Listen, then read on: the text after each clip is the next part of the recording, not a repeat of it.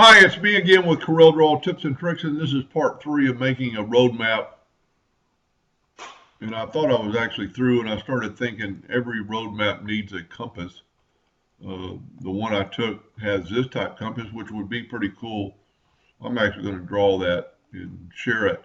But I'm going to share this compass on my Facebook page that I drew years ago. So if you go to Corel Draw File Share, go to Files, it'll be right there called Compass. And let me see if I can't. Well, there it is right there. I saved it as X3 for more people to be able to use. So feel free to use it.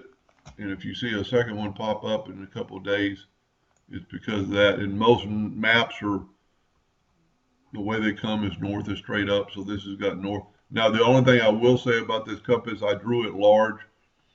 It still might have some, hairlines in it and haven't had time to really take it apart. So just make sure you don't ever engrave it and cut it out. When you cut out something like this is the only part that's going to be cut out. Make sure you select that and just cut out that one item and don't cut anything else in your map.